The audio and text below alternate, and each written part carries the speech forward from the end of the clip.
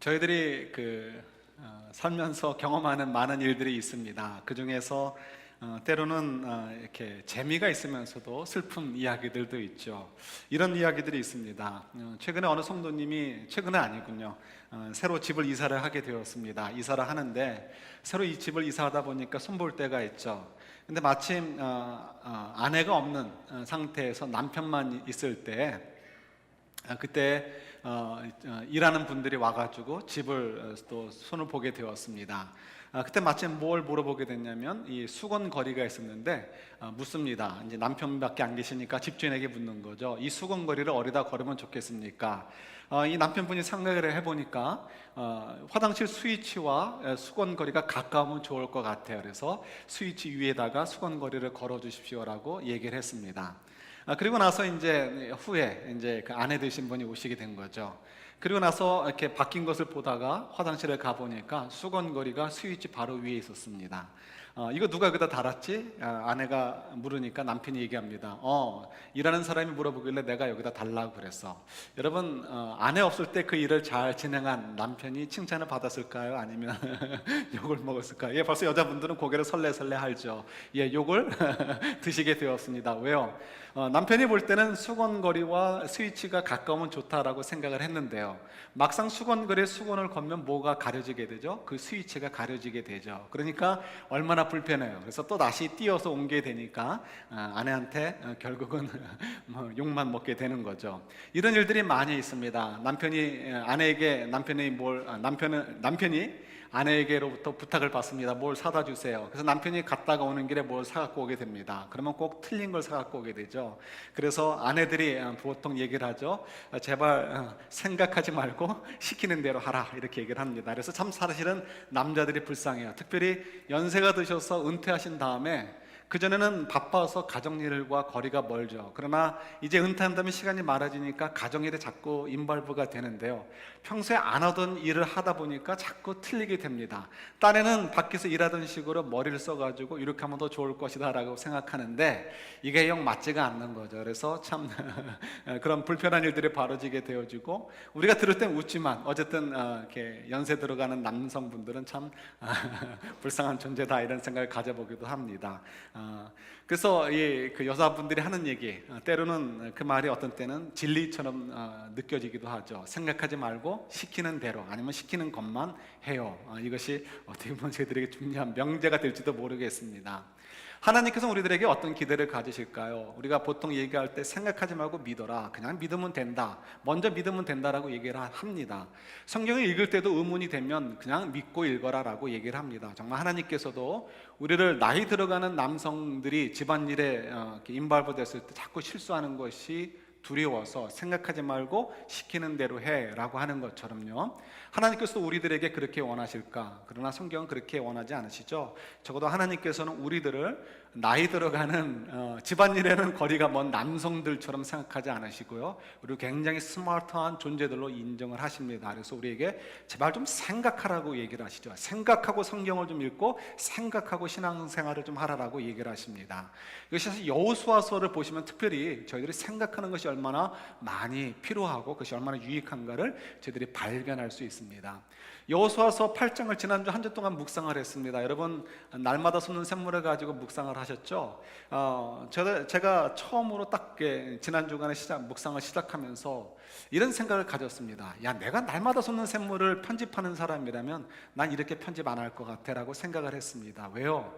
아이성을 정복하는 일이 뭐가 중요하다고 8장 전체를 송두리째 써가지고 그 8장 전체를 일주일 내내 묵상해야 됩니까? 제가 만약 날마다 솟는 샘물의 이렇게 에디터, 이 편집자라면은 저는 아마 한 이틀 정도 분량으로 왕창 끊어가지고요, 이틀 만에 끝! 아이성은 이렇게 해서 전투에서 정복하게 되어서 끝! 이걸로 끝내버릴 것 같아요. 그런데 이 날샘을 편집하시는 분은 그렇게 편집을 하지 않았습니다. 실제로는 7장부터가 아이성의 이야기죠. 그러니까 사실은 7장, 8장을 통해서 계속해서 아이성 정복의 이야기가 되어 있고요, 사실은 원저자이신 하나님께서도 많은 분량을 기록하기를 원하신 거죠. 왜 그렇게 기록하기를 원하셨을까? 40년 전과 비교하면 사실은 비교가 되지 않습니다. 요단강을 걷는 것과 홍해를 걷는 것이 어떻게 비교가 됩니까? 우리 지난주에도 묵상했듯이 홍해는 바다예요. 아니면 큰 호수입니다. 뭐 정말 하루길로 걸을 수 없을 만큼 어마어마하게 큰 호수고 바다죠. 그러나 요단강이라는 것은 굳이 하나님의 도움 없이도 건널 수 있는 조그만 시냇물과 같은 것입니다. 뭐 그것도 그거예요. 그런데 더더욱이 아이성을 정복하는 이야기는 애굽을 무너뜨리는 것과는 비교가 되지 않습니다.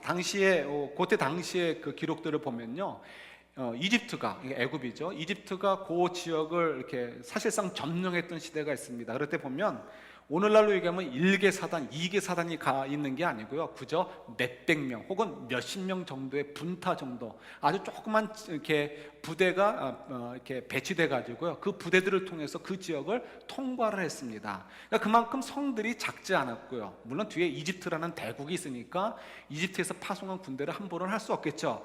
그렇지만 그 사람들이 호락호락한 사람들이 아닙니다. 그럼에도 불구하고 몇백 명 혹은 때로는 몇십 명을 가지고도 컨트롤할 만큼 별 볼일 없는 존재란 말이에요.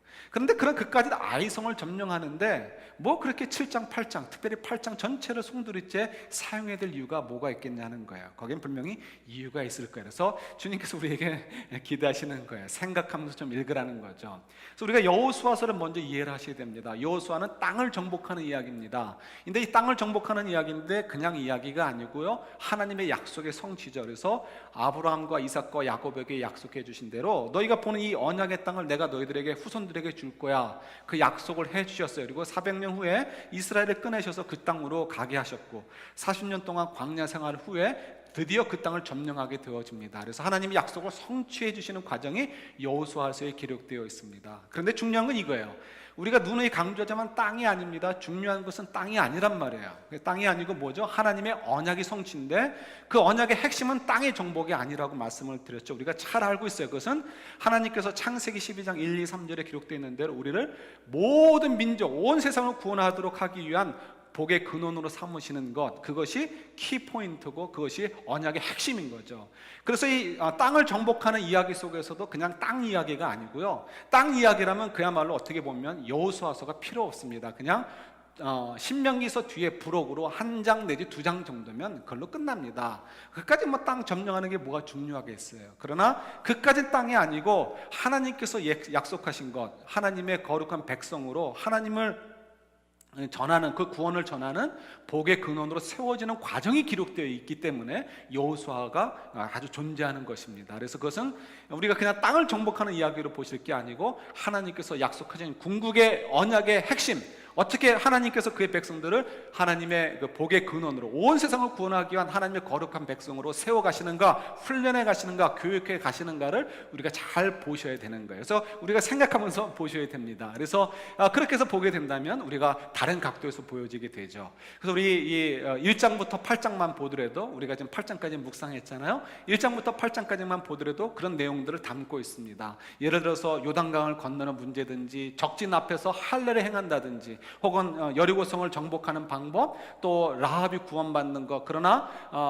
오히려 이 로얄 패밀리였던 아간, 그죠? 이 유다 지파였던 아간, 다윗의 조상이 될 수 있었던 아간은 오히려 하나님의 복으로부터 쫓겨나는 일들이 벌어지는 이야기들, 그리고 아이성의 실패, 또 아이성을 정복하는 이야기, 이런 이야기를 통해서 정말 하나님을 이렇게 경외하는 것, 그것이 결국은 하나님께서 이렇게 사용하시려는 복의 근원으로서 우리가 성숙해 가고 성장해 가는 것이다라는 것을 강조해 주고 있죠. 그래서 제가 여러분들에게 적어드려서 나눠드린 시트를 보시면은 핵심 벌스가 있습니다. 그래서 1장 1절부터 9절, 또 4장 24절, 8장 30절에서 35절 보면, 그래서 그냥 그것을 계속해서 강조하고 있죠. 하나님을 경외하는 것을 강조하고 있습니다. 그래서 우리가 이 핵심 벌스들을 기억하시면서, 구절들을 기억하시면서 말씀을 보셔야 돼요. 예를 들어서 우리가 여호수아서 1장을 참 좋아합니다. 여호수아에게 하나님 말씀하시죠. 강하고 담대하라, 두려워하지 말라, 내가 너와 함께 하겠다, 내가 너에게 약속한 그 땅을 정복하도록 하겠다. 그래서 강하고 담대하라, 이 말씀을 굉장히 좋아합니다. 그런데 그 전후 문맥에 같이 붙어있는 거는 우리가 자꾸 잊어먹죠. 붙어있는 말씀은 뭐예요? 무엇하면 너희들이 강하고 담대해도 된다고요?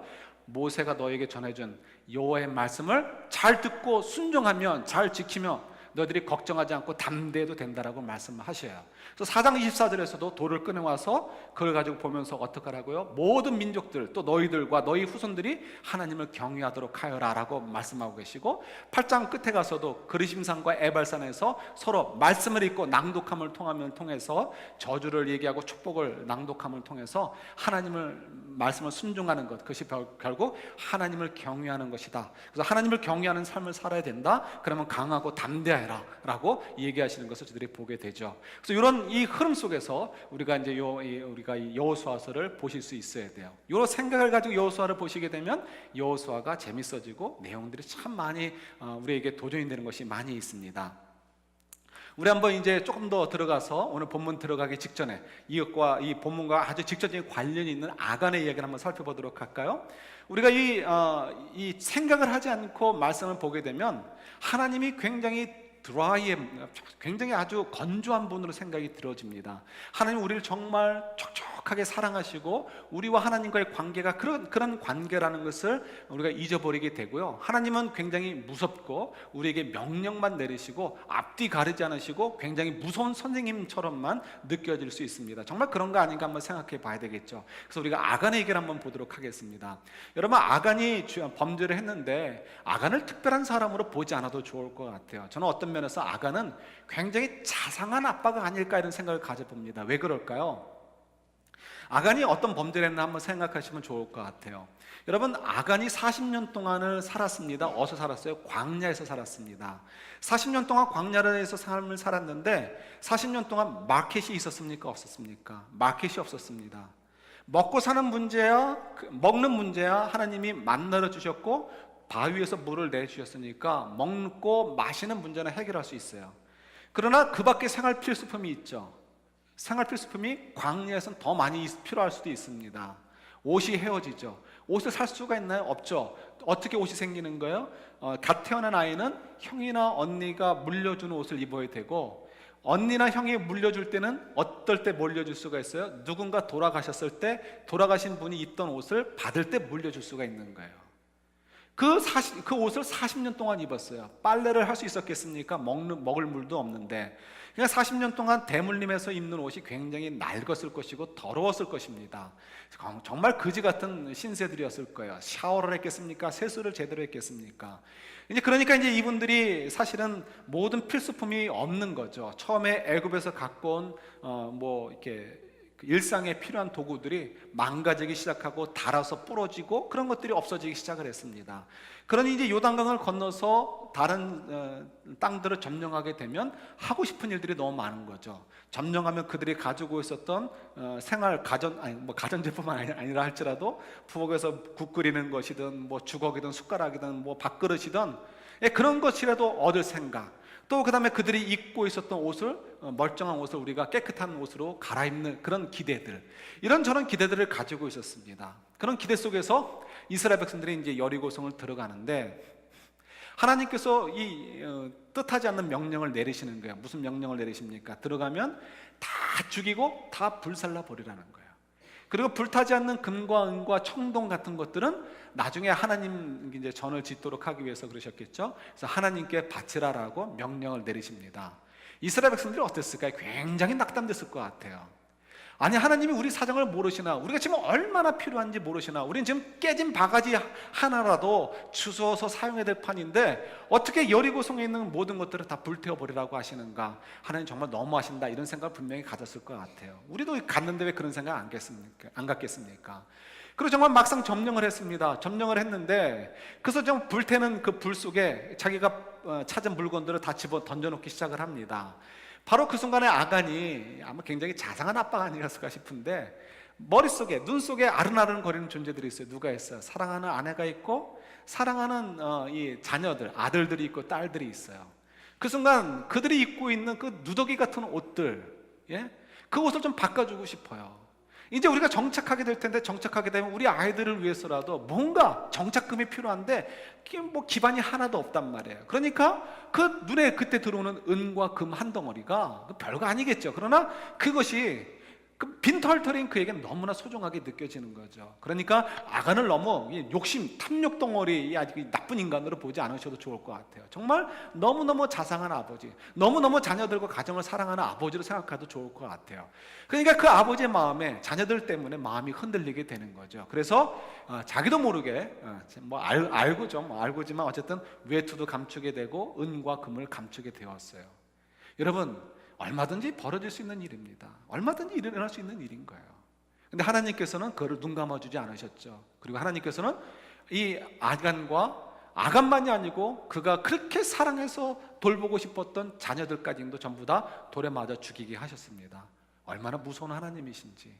그래서 우리가 정말 하나님 너무 무서운 것 같고요, 정말 하나님은 우리 사정은 생각도 안 하시고 무조건 요구만 하시는 분으로 자꾸 생각이 들 수 있습니다. 하나님 원하시는 것만 우리에게 강요하시고, 그리고 우리는 돌아보지 않으시는 분처럼, 우리의 그 마음을 좀 이해해주지 못하시는 분처럼 느껴질 수 있죠. 정말 그럴까? 우리 한번 생각해 보는 것이 필요하죠. 만약 그것을 우리가 풀어가지 못한다면 우리의 신앙은 재미가 없을 수 있고요, 그리고 사실은 실제적인 살아있는 신앙이 될 수가 없습니다. 우리와 하나님은 아는 관계죠. 그래서 야다라고 말씀을 드렸어요.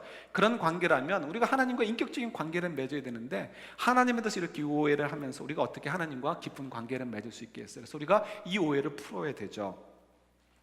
성경은 얘기합니다. 우리의 생각과 달리 하나님 우리를 너무 잘 아신다는 거예요. 그래서 우리 마태복음 6장 31절부터 34절만 하더라도 우리 너무 잘 아시는 말씀이죠. 하나님이 우리의 필요를 다 아신다는 거예요.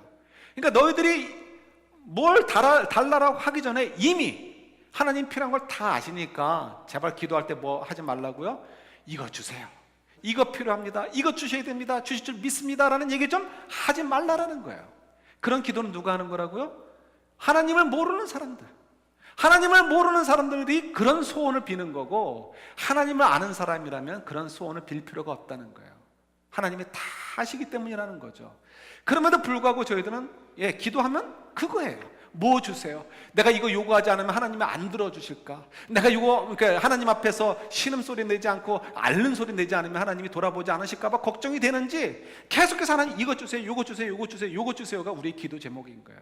근데 예수님 뭐라고 분명히 말씀하셨어요? 이런 거는 이방인들, 이방인은 누구예요? 하나님을 모르는 사람이 그렇게 기도하는 거라고 말씀하시죠. 근데 우리가 이렇게 기도하는 것은 이유는 어디 있어요? 우리가 하나님을 신뢰하지 못하기 때문에 그러는 거예요. 하나님을 신뢰하지 못하기 때문에. 그래서 우리가 하나님께서 우리에게 기도하기를 요구하시는 것은 하나님이 정말 어떤 분인지 좀 알게 해주세요. 오늘의 삶 속에서도 내가 기도 제목으로 생각할 만한 많은 어려움들이 있어요. 그 어려움들 속에서 하나님, 이 문제 속에서 하나님이 어떻게 인도하시는지 보여주시고, 제가 하나님을 신뢰해서 하나님이 인도하시는 대로 좀 따라갈 수 있게 해주세요. 하나님과 그 깊은 관계, 하나님을 좀 더 잘 이해하고 내가 하나님을 잘 따라갈 수 있도록 내 죄를 좀 깨끗해 가고 하는 것에 우리 기도가 초점이 맞춰지기를 원하시는 거죠. 그래서 먼저 그의 나라와 의를 구하라 할 때는 전도하고 이런 것이 의미가 아니고, 바로 그것이 먼저 그의 나라와 그 의를 구하는 가장 기본적이고 본질적인 내용이 되는 거예요. 근데 우리가 그럼에도 불구하고 이렇게 우리가 기도하는 거 참 익숙해지기가 참 어려워요. 지금 여러 해 동안 이 문제를 가지고 우리가 계속해서 묵상하는데, 저도 아직도 솔직한 얘기로 갈등이 있을 때가 있고요, 헷갈릴 때가 있어요. 워낙 어렸을 때부터 뭐 주세요, 주세요, 주세요가 익숙해져 있기 때문에 그렇습니다. 때로는 우리가 뭐 주세요가 필요할 때가 있어요. 그걸 통해서 하나님이 그 문제에 대해서 어떻게 인도해 주시는가를 보아야 될 때가 있기 때문에 그래요. 그러나 일반적으로 주님께서 말씀하시는 거죠. 무엇을 먹을까, 무엇을 입을까, 제발 좀 걱정하지 말라는 거예요. 그래서 주님이 마태복음 10장에서도 얘기하시죠. 공중에 나는 참새들도 하나님이 다 책임져 주시는데 하물며 너희일까 보냐라고 말씀하시는 거예요. 근데 하나님이 우리 사정을 모르시면 어떻게, 우리가 그러니까 하나님께 아뢰는 거죠. 근데 하나님 말씀하시는 거죠. 10장 30절에서 너희들의 머리카락까지 세시고 계시다. 그만큼 우리 속사정은 깊은 부분까지도 알고 계시다라고 얘기하시는 거예요. 그러니까 좀 하나님을 신뢰하라는 거죠. 그러니까 하나님은 이만큼 우리를 이렇게 속사정을 잘 아시는 자상한 분이라는 거예요. 그래서 아간과의 문제도 마찬가지죠. 아간의 이야기로 돌아온다면, 아간의 필요를 왜 몰랐겠습니까? 당시 이스라엘 백성들의 필요를 왜 몰랐겠어요? 그들에게 지금 옷이 필요하고, 그들에게 지금 깨진 바가지가 아니고 제대로 된 바가지가 필요하고, 그들에게 필요한 이런저런 것들이 있다는 것을 아시죠. 그럼에도 불구하고 하나님께서 그것들을 금지하시고, 이번엔 갖지 마, 대신 그 모든 것들을 불태워버리면서 나에게 드려라라고 요구하신 이유가 무엇일까? 그것은 우리 여호수아서 아까 처음에 얘기했듯이 땅을 정복하는 것이 중요한 것이 아니고 하나님과의 깊은 관계 속에서 하나님을 경외함을 통해서 이 세상의 복의 근원의 삶을 살아야 되기 때문에 요구하셨다는 것을 우리가 확인을 했어요. 죄송합니다. 감기가 일주일이면 끝날 줄 알았는데 2주가 가네요. 근데 오늘 일부 예배 끝난 분이 어느 분이 그러시더라고요. 한 달 간다고, 자기는 한 달 갔다고. 그래서 한 달 생각하니까 이 까마득합니다. 그래서 여러분 좀 이렇게 양해해 주시고, 아마 이번 주면 끝날 것 같아요. 어저께하고 오늘 또 확실히 좋아진 것 같아서. 그래서 이 하나님께서 지금 이 이스라엘 백성들, 아간을 비롯한 이스라엘 백성들에게 정말 중요한 것은 새 옷도 아니고 새로운 바가지도 아니고 하나님을 경외하는 것이 필요하다는 것을 아시는 거죠. 그래서 정말 어려운 그 순간, 폭발하기 직전, 정말 그 간절히 소망했던 것이 금지되었을 때 부글부글 끓잖아요. 그 폭발하기 직전까지 하나님 몰아가시지만 바로 그 순간에 하나님을 경외하는 것을 실천하게 하심을 통해서 하나님을 더욱 신뢰할 수 있고 하나님을 경외하는 것이 결국 나에게 복이다 하는 것을 알려주고 싶으셨던 거예요. 실제로 아간을 한번 생각해 보세요. 아간이 정말 자기 가족들을 위해서 외투도 감추고 은과 금을 감췄어요. 하나님을 신뢰하지 못했어요. 하나님의 방법대로 하면 우리 가족들에 대한 책임을 자기가 못 질 것 같아요. 그래서 하나님 말씀을 어겼습니다. 하나님의 인도하심을 노했어요. 그런데 결과는 어떻습니까? 정말 자기가 원하던 대로 됐습니까? 그렇지 않죠. 오히려 자기 때문에 자기 가족들이 전부 다 몰살을 당하고 말았어요. 자기 때문에 자기 자녀들이 이익을 본 게 아니고 손해를 보게 된 건 맞는 것이죠. 정말 그 아버지가 지혜로운 아버지였으면, 아간이 정말 지혜로운 사람이었으면 하나님을 경외했어야 되죠. 하나님을 말씀을 순종했어야죠. 하나님의 인도하심이 나의 생각과 달라도 순종했어야죠. 그러면 하나님께서 그 자녀들을 축복해 주셨을 거 아니에요. 그러니까 저희들이 이 원리를 잘 보셔야 되는 거예요. 그러면서 이제 오늘 이 본문 8장 1절 2절을 보면 더더욱이 하나님이 어떤 분이신지를 우리가 더 이렇게 확인하게 됩니다. 오늘 1절과 2절을 보면 하나님이 재미있게 말을 바꾸시는 것을 보게 됩니다. 지금 이스라엘 백성들이 아이성을 올라가게 됐는데 아이성은 여리고보다 더 작다라고 기록이 되어 있습니다. 이렇게 고고학적으로 보면 정말 100 by 100 정도밖에 안 되는 100m by 100m 정도밖에 안 되는 조그만 성이죠. 그러니까 그 조그만 성에 사람들이 이제 다 도피해서 우르르 몰려 있었겠죠. 그렇지만 허물어지기 딱 좋은 그냥 조그만 성입니다. 만만하게 보고 이스라엘 백성들이 3,000명만 올라갔습니다. 그래서 36명이 죽었어요. 3,000명 올라갔는데 36명이 죽었어요. 그러면 놀랄 일입니까? 얼마든지 그럴 수 있습니다. 그런데 성경에 보면 이스라엘 백성들의 마음이 물과 같이 녹았다라고 기록되어 있어요. 왜 그랬을까요? 그들은 하나님의 약속을 믿고 있었단 말이에요. 하나님이 그 땅을 주신다고 했기 때문에 하나님의 약속을 철저하게 믿고 있었어요. 담대했단 말이에요. 그런데 정말 이게 우습지도 않게 아이성에서 36명이나 죽었어요. 36명은 200만에 비하면 아무것도 아니고 3,000명에 비해서도 아무것도 아닙니다. 얼마든 죽을 수 있는 숫자예요. 그러나 작은 숫자이든 많은 숫자이든 죽었다는 것보다 패배했다는 거에 의미가 있는 거예요. 하나님이 우리와 함께 해주시는데 이게 어떻게 된 것인가? 굉장히 혼란이 오게 되는 거죠. 모든 것들을 믿을 수 없는 상황에 놓이게 되어지니까. 그래서 막 그냥 난리가 난 거죠. 그래서 하나님께서 아간이 범죄한 것을 드러내시고 이것 때문에 내가 너희들을 징계한 것이다. 그러니까 이제 걱정하지 말아라라고 얘기를 해주십니다. 그래서 이제 아이성을 다시 정복하게 되죠. 그러면서 2절에 보면 두 가지 명령과 한 가지 허용이 나옵니다. 그 한 가지 허용이 참 재미있는 거예요. 지금 문제는 뭐였습니까? 하나님을 경외하는데 실패했다는 것이 문제예요. 그것을 지금 이스라엘 백성들이 반성하도록, 다시는 그렇게 하지 않도록 하나님이 아이성에서 패배하게 하셨어요. 그러면 그들이 정말 반성했다, 정말 죄에서 돌이켰다라는 것을 보여주고 확인하기 위해서 어떻게 해야 되죠?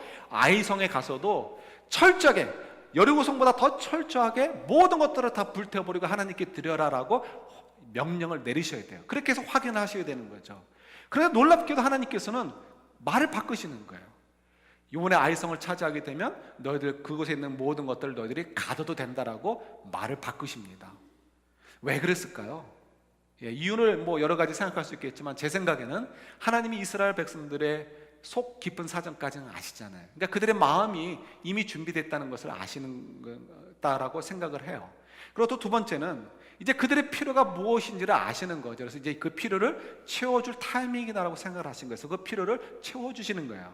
그러나 하나님이 그것으로 그 교육을 끝내는 게 아니죠. 두 가지 명령에 담겨져 있어요. 이제 교육의 방향을 바꾸시겠다는 거예요. 내용은 그대로지만 방법을 좀 바꾸는 거죠. 그래서 어떻게 바꾸시냐면 두 가지 명령이 있죠. 두 가지 명령이 뭐예요? 첫 번째는 아이성 사람들과 왕을 여리고 때와 마찬가지로 전부 다 죽이라고 명령을 내리셔요. 근데 그거는 뭐 똑같이 하면 돼요. 그다음 바뀐 것이 있어요. 두 번째 명령이 뭐죠? 너희들 군대를 동원해가지고 뒤에다 매복을 하라고 말씀하셔요. 그리고 그 다음부터는 하나님께서 이스라엘 백성들에게 구체적인 전쟁의 이렇게 계획들을 알려주시고 그 계획에 순종하도록 요구하십니다. 그걸 통해서 하나님이 조금 전에 여리고성에서는 모든 걸 하나님께 바쳐라 하는 것을 통해서 하나님을 경외하는 것을 교육을 시키려고 하셨어요. 근데 이번에는 그들의 필요를 채워주시면서 대신에 다른 방법, 전쟁의 하나님의 뜻에 순종하는 방법을 통해서 하나님을 경외하도록 가르치고 계시는 것을 보게 되죠. 그래서 그 일들을 통해서 이스라엘 백성들이 굉장히 디테일하게 하나님 명령을 내리시고 그 명령에 그대로 순종하는 것을 자세하게 기록하고 있는 것을 보게 됩니다. 이유는 뭐라고요? 우리 생각하면서 보아야 돼요. 하나님께서 하나님을 경외하는 사람들을 세워가는 그 방법을 바꿔가신 것을 우리가 보게 되는 거예요.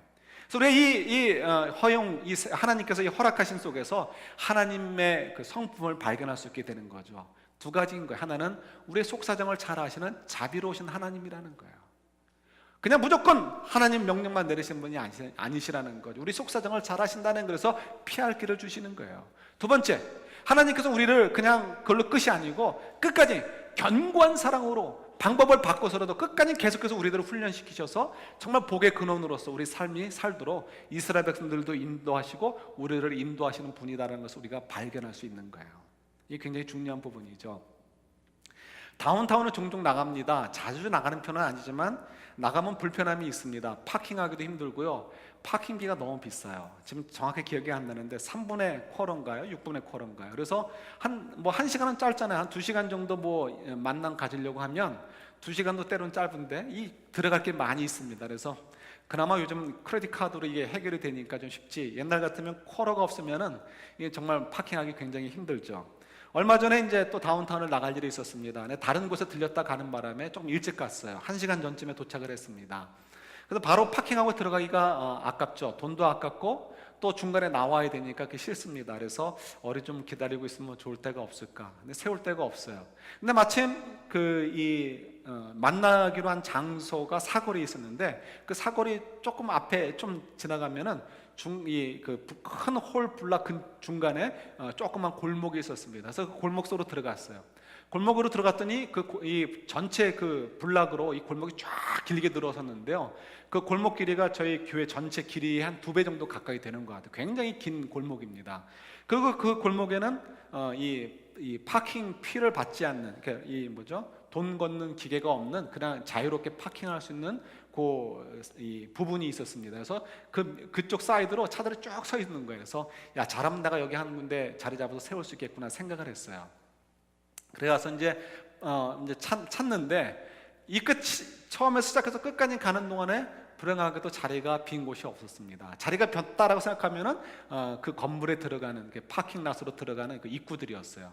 그래서 한 바퀴 돌고 그래서 이제 또 다른 곳 갔는데 없어요. 다시 그 자리에 왔다가 또 한 번 그 골목을 처음부터 끝까지 쭉 올라가 봤습니다. 역시 없었습니다. 그러니까 2번이나 돌았어요. 그 다음에 또 다시 돌아가지고 딴 데가 없어서 다시 그 자리에 와가지고 그 코너에 있었던 큰 빌딩에 들어가는 그 게이트 앞에다가 잠깐 차를 세워놓고 기다렸습니다. 내가 아직 1시간이나 있으니까 차가 어디 빠지면 내가 그 자리에 들어가지, 이렇게 생각하고 있었습니다.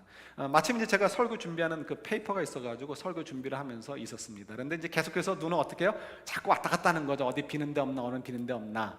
이제 슬슬 이제 그쪽으로 마음이 동하기 시작하는 거예요. 근데 차가 비지 않습니다.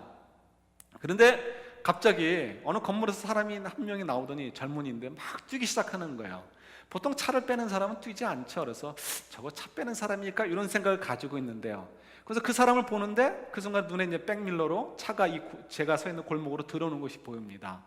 그리고는 그 차가 쭉 지나가는데 마침 그 뛰는 사람이 저 중간쯤에 섰는데 그곳에 차가 거의 동시에 도착을 한 거예요. 그러면서 차가 스톱하더니 그 사람한테 묻는 것 같아요. 그러더니 정말 그 사람이 뛰어가는 사람이 자기 차에 타가지고 차를 빼는 거예요. 그리고 그 차가 쏙 들어갑니다. 그러니까 제 마음속에 어떻습니까? 나는 25분이나 기다렸는데 이런 생각이 들면서 우라가 조금 발동하는 거죠. 그러면서 자연스럽게 하나님 저 서포트 해주고 계시는 거 아니었어요? 나 하나님 서포트 받는 사람인데 이게 뭡니까? 은근히 그런 마음이 들었습니다. 그러고는 이제 바로 이제 마음이 진정이 되죠. 왜 이제 여러 번 이미 그런 훈련들을 했으니까 생각을 해봅니다. 정말 하나님이 나를 모른 척 하신 것일까? 내 사정을 모르실까? 아닌 거죠. 하나님 왜 모르시겠어요? 비록 내가 그 스팟을 바로 받지 못했어도, 그 파킹랏을 내가 바로 받지 못했어도 하나님의 계획이 있으실 것이라는 생각이 드는 거예요. 그 계획이라는 것은 다른 자리 혹은 더 좋은 자리를 주시겠다 이게 아니고, 설사 빙글빙글 돌다가 시간에 맞춰서 결국은 이렇게 밖에 돈 내고 비싼 돈 내고 파킹을 하더라도 하나님께서 정말 나를 위해서 예배 놓으신 것이 있을 것이다 생각을 하는 거죠. 결국 하나님이 합력하여 선을 이루실 것이니까 내 마음에는 차지 않아도 하나님이, 나보다 더 지혜로우신 하나님이, 내 미래까지도 다 아시는 하나님이 정말 좋은 곳으로 인도하실 것이다 라는 생각이 있는 거예요. 더 좋은 자리가 아니라도 상관없어요. 그냥 길가로 나가서 돈을 내고 파킹을 하는 한이 있어도 그것도 뭐 괜찮다는 거죠. 그래서 그냥 하나님 정말 나는 신뢰할 수 있으니까 내려놓습니다. 마음이 좀 편안해지더라고요. 그러고 정말 한 5분쯤 있다가 귀에 엔진 소리가 들리는 거예요. 제 뒤에 있던 차가 빠지는 거예요. 너무 좋은 자리였어요. 그래서 그 차가 빠지려고 했는데 제가 백업을 빨리 했습니다. 했더니 그 차 주인이 이제 젊은 아가씨인데, 아가씨가 저한테 엄지로 탁 깨면서 너 좋은 자리 차지했다 이거죠. 이러면서 가더라고요. 그 자리가 정말 좋아요. 왜 좋았냐면 그늘이 졌고요. 그리고 바로 또 제가 약속한 장소에서 가깝고, 그리고 그 스트릿이, 그 골목이 굉장히 지저분했지만 거기는 새 건물 옆에 있었기 때문에 굉장히 깨끗했습니다. 그래서 저는 차 안에 앉아가지고 30분이나 더 제가 하던 일을 하다가 갈 수 있었어요. 굉장히 편하게 있다가 간 거죠. 그 앉아서 이제 또 생각을 해봅니다. 한번 이런 생각을 했어요. 만약에 5분 전에 내가 저 자리를 차지해서 마음이 편했으면 더 좋았을까? 아니면 5분 후에 조금 마음이 속상할 때가 있었지만 5분 후에 이 더 좋은 자리를 차지하는 것이 좋았을까? 제 마음으로는, 죄송해요. 제 마음으로는 5분 전에 그 자리를 차지하는 것이, 그래서 마음 편한 것이 더 좋았을 것 같아요. 물론 지금 더 좋은 자리에 앉아서, 그늘에 앉아서 덥지 않게, 또 그늘이 지니까 페이퍼에 있는 글씨가 잘 보이죠. 그래서 편안하게 준비할 수 있고, 또 금방 걸어서 갈 수 있으니까 너무 좋죠. 그러나 마음 편한 것이 더 좋지 않습니까? 이런 생각을 갖습니다. 우리가 흔히 이런 일들을 경험하잖아요. 왜 내가 원하는 타이밍에 주님이 허락하지 않으실까? 내가 원하는 타이밍에 내가 저기를 정해놓고, 내가 이렇게 마음을 정해놓고 있는데 왜 이렇게 인도해 주지 않으실까? 이런 대한 불만들이 있잖아요. 그때 주님께서 주시는 지혜가 있었어요. 그 지혜 때문에 제가 그렇구나, 이게 더 유익하구나 생각을 하게 되었습니다. 더 좋은 자리, 그늘진 곳, 더 가까운 곳, 더 일할 수 있는 것, 그게 그래서 좋아서 이게 낫다가 아니고요.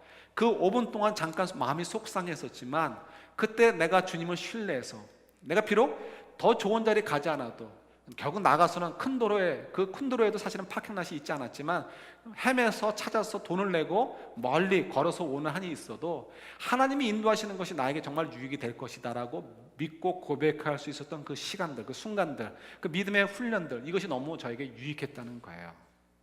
이해가 되세요? 그러니까 5분 동안 내가 원했던 자리를 차지하지 못하고 그 다음에 더 좋은 스팟을 얻었다, 이게 중요한 게 아니고, 그 5분 동안 짧은 시간에 마음의 갈등이 있었지만 그 시간을 통해서 하나님을 신뢰할 수 있었고 그 신뢰를 확인할 수 있었다는 면에서 저에게 유익이 되었다는 거죠. 하나님이 우리를 이렇게 인도하기를 원하시는 거예요. 저희들이 종종 뉴스를 보면 사람들이 분노 때문에 정말 문제가 많이 되어지죠. 미국 같은 경우는 총이 있어서 참 위험합니다. 그래서 이렇게 만약에 직장에서 이렇게 파이어 당하게 되면, 해고를 당하게 되면 화가 나죠. 그래서 총을 들고 가가지고 자기를 해고시킨 직장 상사를 총으로 쏴 죽이고, 자기와 함께 일했던 사람들이 향해서 총을 난사하는 일들이 종종 벌어집니다. 무섭죠. 그러니까 교수들 같은 경우도 학점 마음대로 주지 못해요. 잘못하면 총 맞을까봐, 그죠? 분노. 최근에 이제 프리웨이를 가는데요. 이상하게 우리 레인이 참 차가 못 가요. 보니까 제 앞에 차가, 운전하는 분이 초보 운전인데 굉장히 천천히 가는 거예요. 저도 레인을 바꿔서 그냥 쭉 나갈까 이런 생각을 하고 있는데 바로 제 앞차가 참지 못하고 먼저 뛰쳐나갑니다. 그 차는 이제 우리 그 픽업 트럭 있죠? 조그만 픽업 트럭에 뒤에 짐 실 수 있는 거. 근데 그러면서 가면서 그냥 가는 게 아니고요. 픽업 트럭 뒤에 그 윈도우가 있어가지고 윈도우를 열고 손을 내밀 수가 있더라고요. 빵 하면서 이제 크랙션을 누릅니다. 그랬더니 이제 그 운전수가 봤겠죠. 저도 봤으니까. 보니까 손을 내밀어 손가락으로 욕을 하는 거예요. 그러면서 가는 거예요. 왜요? 너 때문에 내가 이렇게 정말 짜증났다 이거죠. 좀 운전 좀 제대로 해라. 빨리 좀 뽑아라. 이런 식으로 이제 하는 거죠. 예, 우리가 원하는 일 생각대로 되지 않을 때 우리가 분노를 하게 되고, 그 분노는 결국 누군가에게 화살을 던질 수밖에 없는, 화살을 쏠 수밖에 없는 상황에 놓이게 되죠. 그래서 우리가 이런 일들이 참 많이 있습니다. 이런 일들이 어떤 곳에 많이 벌어지나요? 특히 부부 간에도 이런 일들이 많죠. 내가 원하는 대로 되지 않았을 때 일단 내가 그 분만을 표출할 때가 어디예요? 결국은 아내나 남편이 될 수 있고, 자녀가 될 수 있고, 부모님이 될 수 있습니다. 직장에서 직장 동료가 될 수 있고요. 교회 안에서 성도들이 될 수 있는 거죠. 일단 내 주변에 있는 사람들에게 손가락질하게 되고 불만을 표출하게 됩니다. 그 사람과 관련이 있든 없든 상관하지 않습니다. 또 나아가서는 환경을 탓할 때도 있죠. 이놈의 때가 하필 왜 이런 일이 벌어졌느냐, 왜 이런 일이 벌어졌냐라고 환경을 탓할 때도 있습니다. 그래서 하나님이 이런 걸 굉장히 싫어하시는 거예요. 왜 싫어하실까요? 서로 미워하니까, 괜히 환경 탓하고 불평하고 불만하니까, 항상 기뻐하고 감사하라고 했는데 왜 너희들 그 모양이냐, 이래서 그럴까요? 예, 뭐 일견 맞긴 맞지만 본질적으로는 그게 아니고요. 우리가 사람에게 불평을 하던, 환경에 불만을 갖던, 결국은 누구에게 손가락질이 가는 거예요? 우리 삶을 모두를 주관하시는 이 모든 것들을 컨트롤하시는 하나님께 사실은 불평하고 불만하는 거예요. 나는 지금 아내한테, 남편한테 불만하는 거예요. 나는 지금 옆에 있는 사람들에게 불평하고 불만하는 거예요. 나는 지금 기름값이 올라가고 내려가는 이런 환경에 불평하고 불만하는 거예요. 그러나 사실은 뭐예요? 이 모든 것들을 주관하시는 이는 누구예요? 여호와 하나님이셔요. 그러니까 내가 지금 불평하고 불만하는 것은 환경도 아니고 사람도 아니고요. 사실은 누구예요? 여호와 하나님이 되는 거예요. 그러니까 하나님이 그걸 굉장히 미워하시는 거죠. 싫어하시는 거예요. 왜? 우리를 사랑하시니까. 그래서 하나님이 불평하고 불만하지 말라라고 얘기하시는 거예요. 그리고 항상 기뻐하라, 범사에 감사하라. 우리 뭐 뇌 없는 사람처럼 그냥 헤헤헤 하라는 것이 아니고 좀 제발 생각하라는 거예요. 그래서 그걸 통해서, 야, 내가 너희들 언제 굶긴 적 있느냐? 내가 언제 너희들 정말 헐벗게 한 적 있느냐? 이때 우리는 또 우리의 기준으로 볼 때, 하나님, 쟤는 뭐 연봉이 10만 불인데 저는 연봉이 5만 불밖에 안 돼서 헐벗었습니다, 이렇게 비교할지 모르겠어요. 그러나 하나님이 얘기하시는 차원의 것들을 좀 생각하면서 보셔야 되는 거죠. 하나님께서 우리에게 각자 필요한 대로, 때로는 내가 누군가 비교했을 때 부족함이 있어도 그게 아니고 나에게 지금 가장 좋은 것으로 인도하고 계시는 분이라는 것을 좀 신뢰하라는 거예요. 신뢰하고 좀 믿으라는 거예요. 그리고 하나님을 좀 경외하라는 거예요. 신뢰한다는 건 경외하는 거죠. 하나님을 좀 경외하는 삶을 살라라는 거예요. 그래서 불평하지 말고 불만하지 말고 하나님이 인도하시는 대로 따라가면서 그 안에서 최선을 다하는 삶을 좀 살라라고 말씀하고 계시는 거예요. 내가 원했던 그 골목에서 원했던 스팟, 처음 그 스팟을 하나님 나에게 주지 않으셨을 때 내가 우라가 치밀어 오를 수 있어요. 그때 나도 모르게 화를 낼 수 있을지 모르겠어요. 그러나 주님이 이제 그걸 원하지 않으시는 거죠. 네가 정말 나를 신뢰하느냐? 네가 정말 나를 경외하느냐? 그런 삶을 좀 살라라고 우리에게 말씀하고 계시는 거예요. 우리가 이 여호수아서 8장 1절 2절을 통해서 하나님이 이 명령을 좀 변화시키는 그 변화 속에서, 허락하시는 그 속에서 우리가 하나님의 성품을 발견하게 되죠. 하나님 우리의 속사정까지도 잘 아시는 분이셔요. 그리고 하나님 우리 속사정을 무시하시고 하나님의 원하시는 것만 자꾸 우리에게 강요하는 분이 아니라는 것을 우리가 깨달을 수 있어요. 하나님의 때 우리의 필요를 공급해 주시는 분임을 우리가 확인할 수 있어요. 그리고 하나님께서는 끊임없이 우리를 사랑하시기 때문에 이 땅에 보내주신 대로 이 땅 속에서 복의 근원의 삶들이 되도록 하기 위해서 창세기 12장 1절 2절 3절에 그 언약의 궁극적인 것이 성취되어질 수 있도록 우리를 끊임없이 견고한 사랑으로 우리를 붙잡으시고 인도하고 계시다는 거죠. 그래서 우리가 우리 삶 속에서, 매일매일의 삶 속에서도요, 자그마한 부분에서도 우리가 불평하고 불만하지 마시고 생각하자는 거예요. 하나님이 이 일 속에서 어떤 것을 나에게 원하시는 것인가, 어떻게 순종해가고 이 일들이 어떤 결과를 얻기를 원하시는가 생각하고 믿자는 거예요. 하나님의 성품을 우리가 알았으니까. 그래서 여러분, 이번 한 주간도 우리가 많은 부분에서 우리 생각대로 되지 않을 것입니다. 많은 부분에서 내 마음대로 되지 않을 거예요. 그때마다 욱욱 하지 마시고 그때마다 차분하게 하나님을, 그러니까 신실하심을 좀 생각하시고 하나님을 신뢰하십시오. 하나님을 경외하십시오. 그때 우리가 아간처럼 실패하는 인생이 아니고 다른 사람들처럼 하나님께 순종했을 때 누렸던 그 하나님 이스라엘 백성들처럼 그런 은혜와 축복들을 누리는 인생이 될 것입니다. 바라기는 그런 인생이 될 수 있기를 우리 주님의 이름으로 축원합니다. 아멘. 지금 저희들에게